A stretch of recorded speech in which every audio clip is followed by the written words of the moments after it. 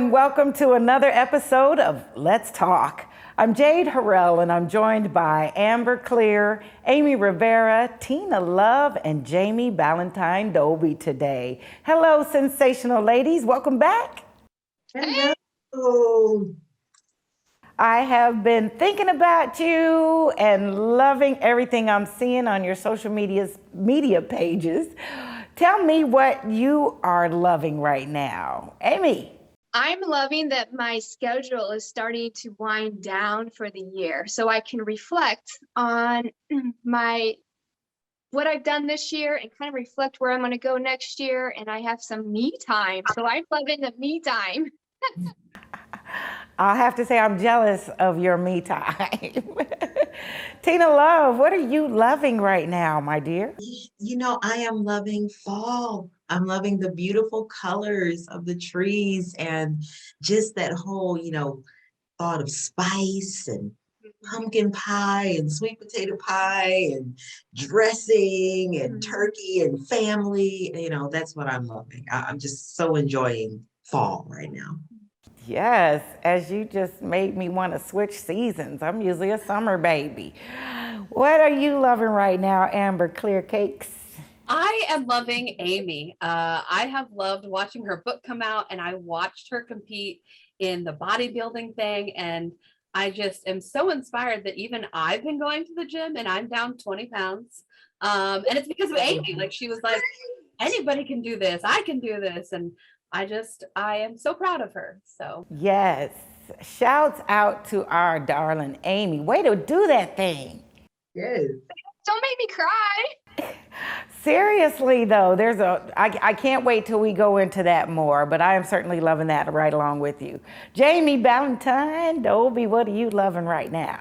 I am loving the COVID vaccine right now because the fact that it's available for kids 5 through 11, and my son was one of the first in St. Louis to get it through Mercy. I'm loving it. I'm happy. I'm excited to see us make a shift through this holiday this year. So I'm loving safety. Yeah, I'm so glad you shared that. I'm loving that it's brought you some comfort and relief, especially during this time. So glad for that.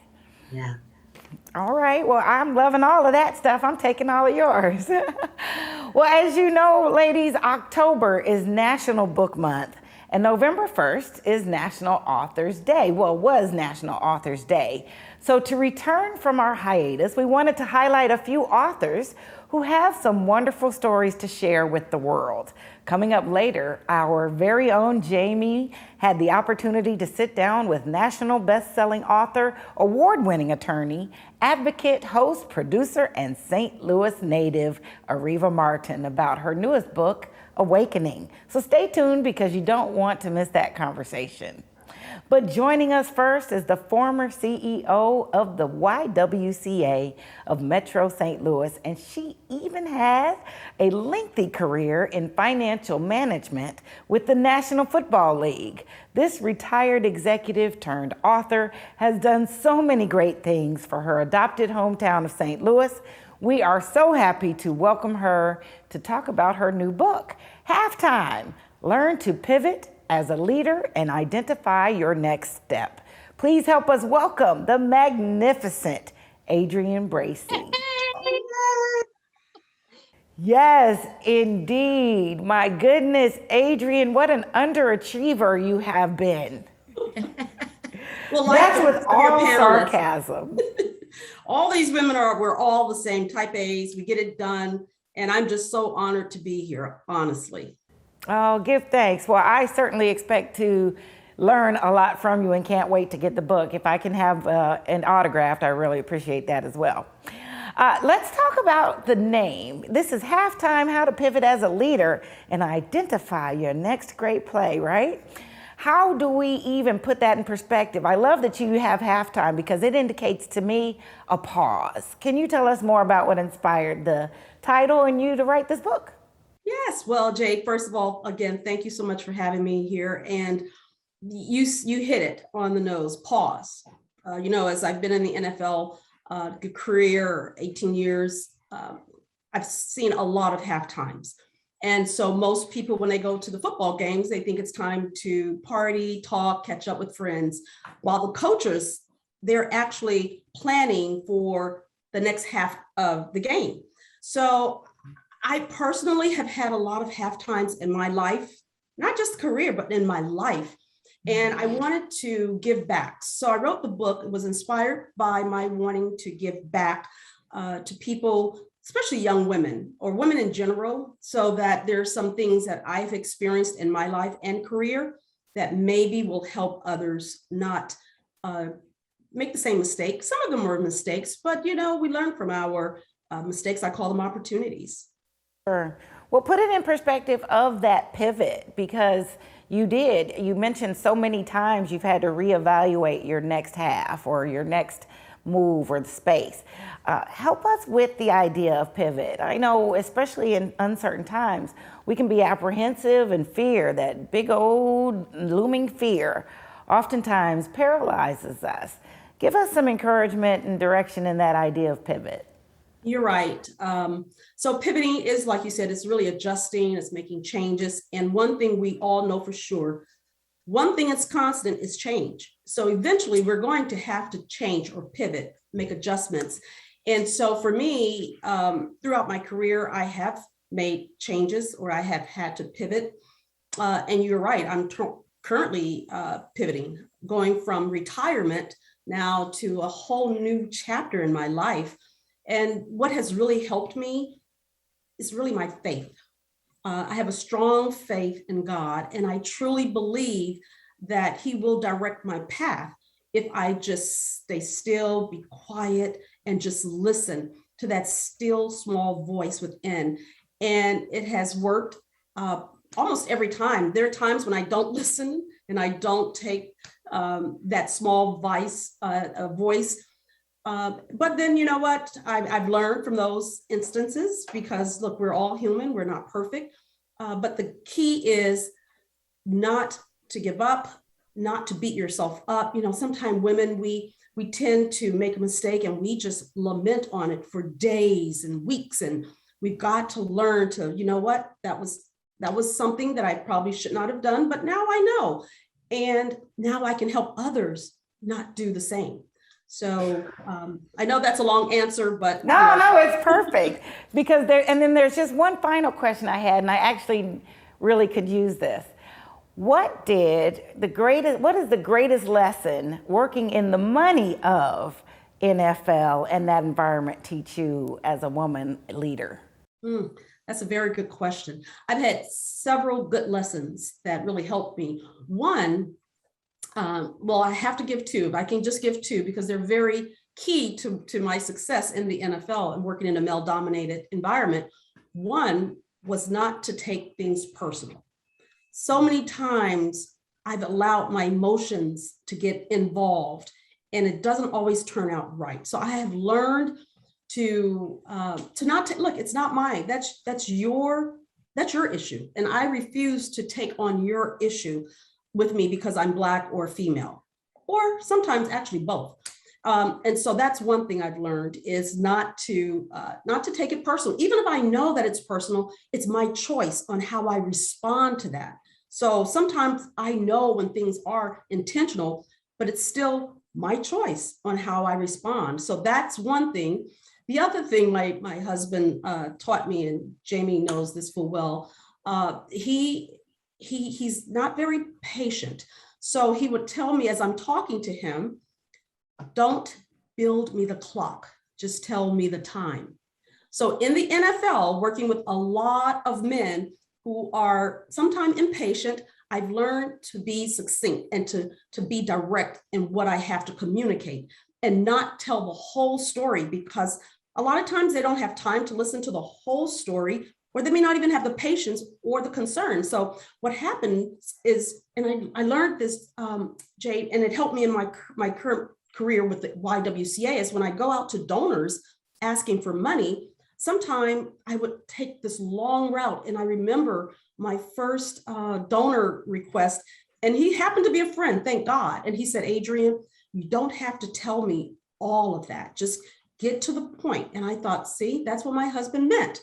I don't feel the clock, just tell me the time. So working with predominantly men, I learned basically to be direct and sometimes just to keep it short. I love it. Ladies, I know you can't wait to chime in. Two of my favorite, most best professional advice has actually come from you.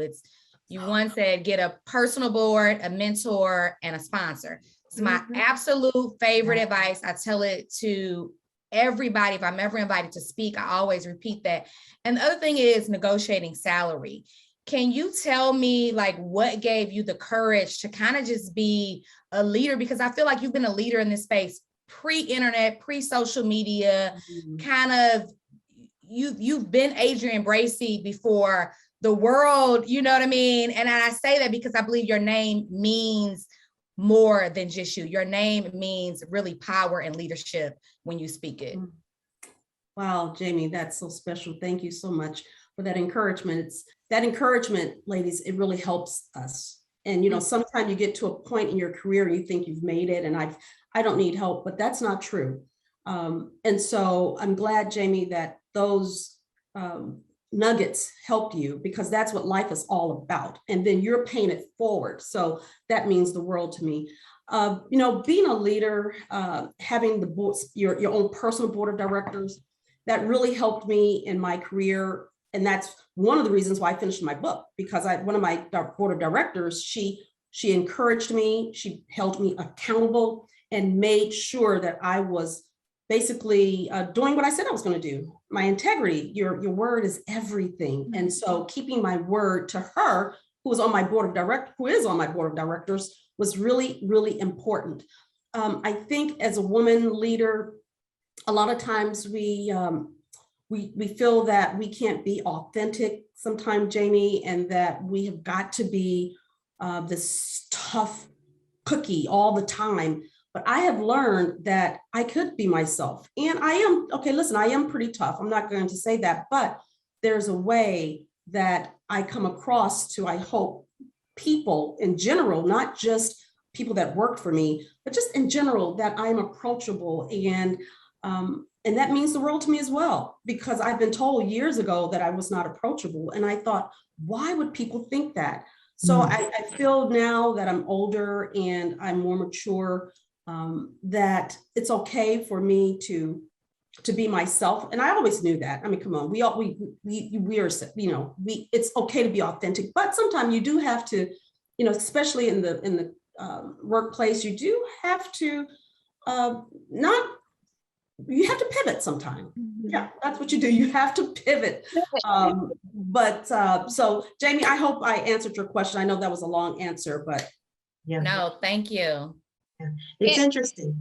And when you say pivot, as one entrepreneur to another and a writer, and we're always pivoting in our lives, and pivoting can be so uncomfortable sometimes. Can you kind of share what you do to make to help the pivot transition a little smoother just for you? Because I know it's uncomfortable for quite a few people, even today, it's still uncomfortable for me, but we always have to pivot and it's very uncomfortable for us. And that's so true. And pivoting is something that for me, you have to want to do. So to make it easy, make sure you know what it is you're pivoting to. So that makes it easy. First of all, is having a plan. What is your plan? And once you have your plan, Amy, and you know this as an entrepreneur, once you have that plan and you write it down, I mean, actually write it down. Don't just think about it because we think I'll remember, but it's hard because there's so much going on. So write your plan down, know your steps that you have to take. And then what are the actions to that? So that's first thing, Amy, to pivoting is first of all, knowing what is it that you want. Because if you don't know what you want, it's going to be hard to get to it. And when I pivot, usually it's something that I'm not always good at, but I have strength in it. So, and that's in the book. So when I pivot, I'm not going to pivot to something that's really, really difficult because usually it's not something that I really want. And you know, and I don't want to discourage anyone. If there's something that's really difficult, you do want to go after it. But what I'm saying is that walk in your strength, because when you walk in your strength and your passion, that is easier to get to. I wanted to be a doctor, a lawyer growing up, and I knew that that wasn't my strength. So pivoting into accounting was like, it was uncomfortable because it was really hard, but it worked out. So I hope I answered your question, is, knowing what it is that you want and writing it down. And for me, prayer. And prayer. Well, we've got one last question for you, Adrian, and that is, where do we get to purchase a copy of Halftime? Learn to pivot as a leader and identify your next step to make some moves. Thank you so much. And I'm sorry I didn't get a chance to talk to Tina and Amber, but hopefully we'll get a chance to talk another time. You can find my book on my website, adrianbracy.com, or you can go to amazon.com or Barnes & Noble. AdrianBracy.com. Adrian Bracy is the bomb.com. We so appreciate you being with us, and everyone, don't go anywhere. We have much, much more coming up. All the best, Adrian. I can't wait to read the book. Thank you, ladies. It was such a pleasure, and I can't wait to talk to you all again in the future. Thank you. Thank you. All right, thank you. Bye. Behold, the angry giant. Behold, the angry giant. Behold, the angry giant. Behold, the angry giant.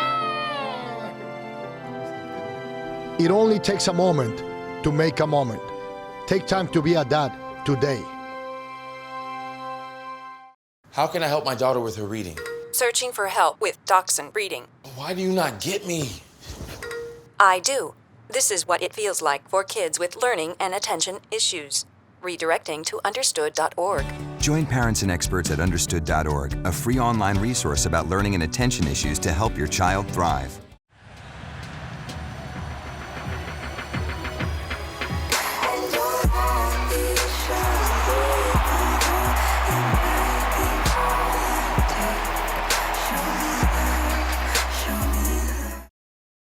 And welcome back. We are learning more, taking a deep dive into leadership.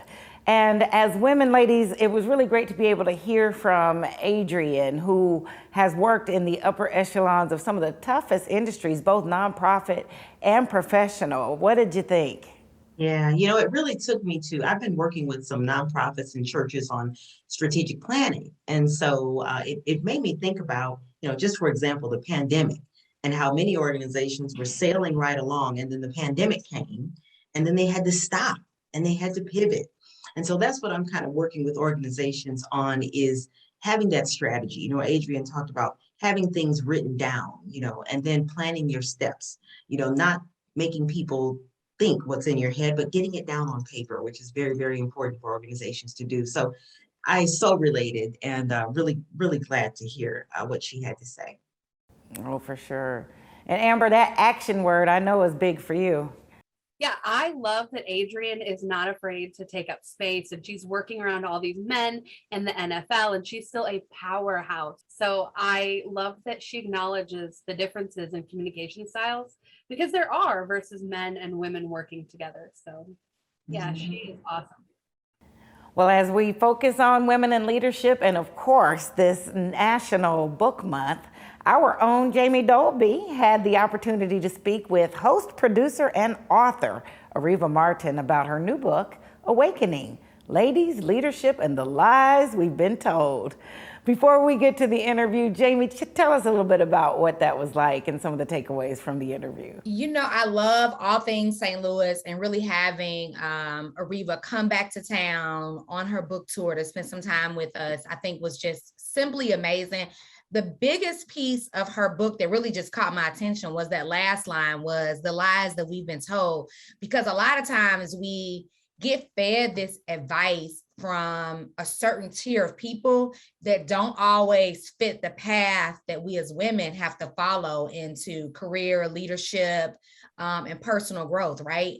And we often talk about breaking generational curses at home, but she really talked about breaking generational curses through leadership. And some of the advice that we've been told, whether it be from our parents, from bosses, it just isn't true. And we can break this cycle and move past it and really create a new story and a more powerful story to get us on that journey. And she really did that in a way. And Awakening, I've already cracked my book open. It's great. And I'm excited. So between Awakening and Halftime, I'm ready to go and I'm ready to continue to move forward. So these ladies are really doing it. Absolutely. Well, we're all excited to check it out. So come on, everybody, let's take a look. Very excited to sit down with St. Louis native, civil rights attorney and activist in many ways, Ariva Martin. How are you doing today? I'm fantastic, Jami. So good to see you again. Yes, likewise. You're amazing all around. I have to say you're one of my favorite people on LinkedIn. Oh, thank you. And Appreciate IG that. as well, but LinkedIn, I feel like you bring a little bit of extra life.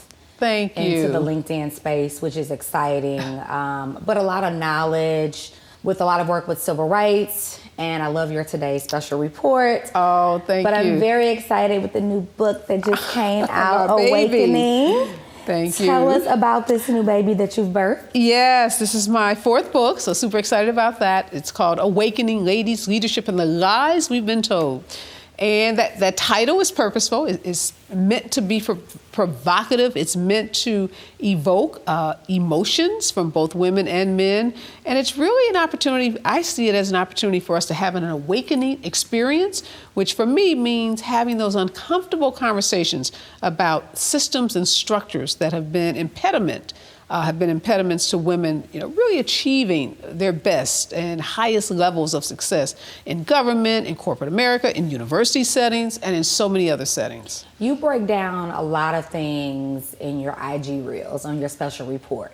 What are you breaking down in this book as far as the lies that we've been told? Yeah, I'm peeling back the layers and really challenging some of the things that I was taught as a little girl growing up here in St. Louis. I grew up in the Carr Square Village and I lived in a Jefferson and Cass community, grew up with my godmother, my grandmother, amazing women, taught me so much, poured so much into me, what they knew, right? They taught me what they knew. And as I got older, as I entered the corporate world, as I started, businesses, I became an entrepreneur, I realized that they gave me half of the story.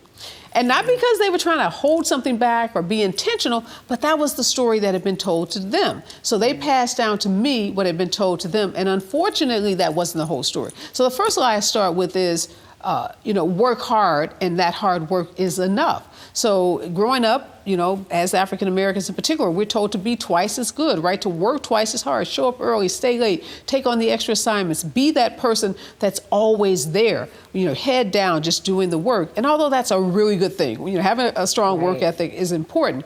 But what they didn't tell me, and what I now know, and so many of us that work in certain environments know, is that there's a lot going on outside of the work. There are meetings, there's the gatherings, there are parties, there are receptions that are taking place where big deals are being made, where promotions are being, discussed, where contracts are being signed. And so sometimes if you're just in that work environment doing the work, you may be missing out on those intangibles that oftentimes men know about, they're partaking in, they're engaging in, but women often are on the sidelines. So that's one of the lies I break down. And I want, women to know it's not just our hard work. If it was all about our hard work, we'd have equity, because who works harder than women? Right. No one, right? Exactly. No one. So we know it's not just about the hard work.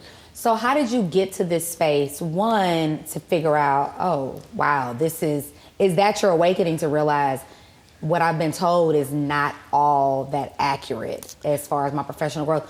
But then comes the courage to really tell other women.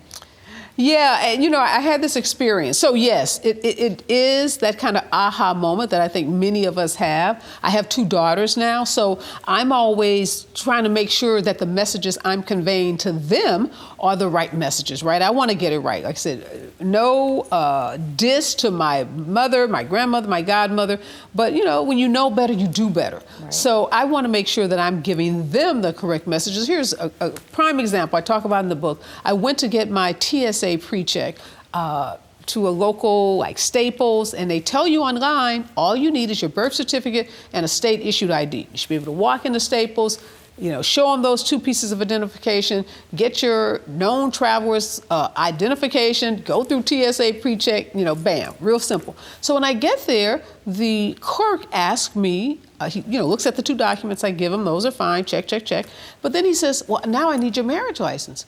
I said, well, that's not on the website. Nobody's saying anything about a marriage license. Why do you need my marriage license? He says, well, your birth certificate and because I had taken my birth certificate and your state issued ID don't have the same names. I says, well, I'm here. You can see that this is my, photograph. All the other information is exactly the same. Obviously, I changed it when I got married. I said, well, wait a minute. Do you ask men for their marriage licenses? He says, no, so of course not.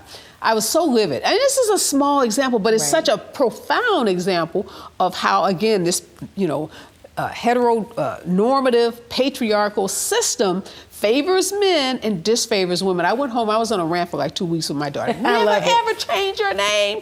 Once you build equity in your name, if you look at my beautiful Harvard Law degree, it has a name on there that doesn't say Ariva Martin. Right. It says Ariva Bell. But that's a lot of times how advocacy is born. It's born out of an experience that either the activist has had or something that they've witnessed. Yes. And you've also been a long time activist of autism, from being on talk shows to CNN to social media.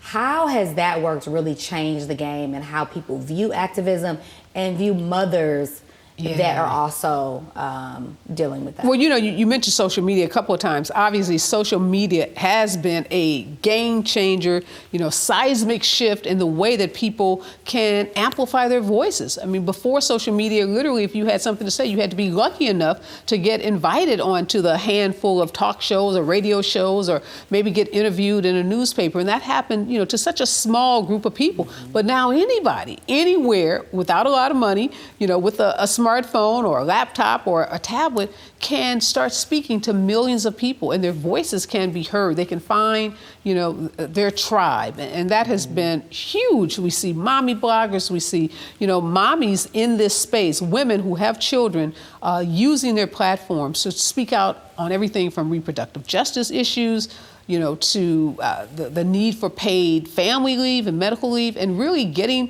involved in really big social issues that impact all of us. Do you have an awakening on, one thing, if you could say, this was my awakening on leadership, what would that be? What's your aha leadership piece of advice that you had never heard prior to? Well, okay, I don't know if, I can't say I never heard this, but my aha on leadership is teams.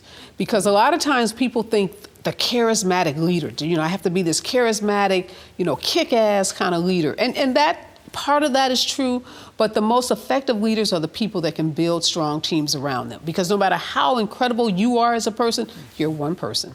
Right. So it's about who you can build around you and how strong that team is, and the most effective leaders have really strong teams. And so when people ask me all the time, how do you do it? You're a mom, you run a nonprofit, you have you have for-profit companies, you write books, you're on TV. And it's all about the people around me. I have amazing teams, and every one of those buckets where I'm involved, there's a group of people that make all of this work. And so, but you've got to be the kind of person that can attract talent. You got to be able to build that talent. You got to be able to retain that talent. So that's the aha moment I think that people should get around about leadership. It's not about you, it's about the people around you. So we always ask our guests what they're loving. And I know LA is home, but St. Louis has your heart, I'm sure. Yes. So teams, what are you loving in the aspect of teams? Which sporting team would you pick? You have LA choices or St. Louis. Pick one of those teams from any city and tell us what you're loving. Well, you're right. At the heart of everything I am, I always tell people, I'm just a little black girl from Car Square Village. So I'm always rooting for the home team. I love, St. Louis. I love coming back. This visit makes my third trip home. in 1 year, and I can, consider it a blessing to be able to come back so often and to have so many family and friends that I can still connect with. I think I brought some sunshine on this trip. The weather's been pretty okay, It's pretty been good for November. It's been great for November, so I'm just loving being back home. Well, we appreciate you, and I'm excited to crack Awakening open. Tell us, if someone were to buy this book for someone else, why should they get it? Because I know we're going to get it for self, but why should we be giving this as a gift this season as well? Yeah, perfect gift coming up on the holidays, coming up on Christmas. All of those women that you say, oh my gosh, she has everything. She does not need another trinket, another piece of jewelry, another anything. This book, though, she needs in her life. The guys in your life, the men in your life that you want to have their own aha experience, their own awakening experience. It's a great book for them. I think it's the perfect book for, to have friends over, have your own awakening party, see what, the awakening experience is for those in your group. I've been talking to groups of guys saying, cigars and a little, cognac and awakening. That's the ticket. I love it. Well, you just named two of my favorite things. And so Awakening is going to be my third. Ladies, Leadership, and the Lies We've Been Told by Ariva Martin. Thank you so much. I'm glad you had a chance to talk with us today. Absolutely. And we're excited, and we're glad to see you're still loving the home team. Thank you. Appreciate it. Excellent job, Jami. What an amazing interview. If you would like to learn more information about Ariva or how you can purchase her book, be sure to visit arivamartin.com. And after you check her out, be sure you find us on Facebook, Twitter, Instagram, and YouTube, or visit us at stltv.net. I'm Jade Harrell. For Amber Clear, Jamie Ballantyne Dolby, Tina Love, and Amy Rivera. We'll see you next time for another episode of Let's Talk.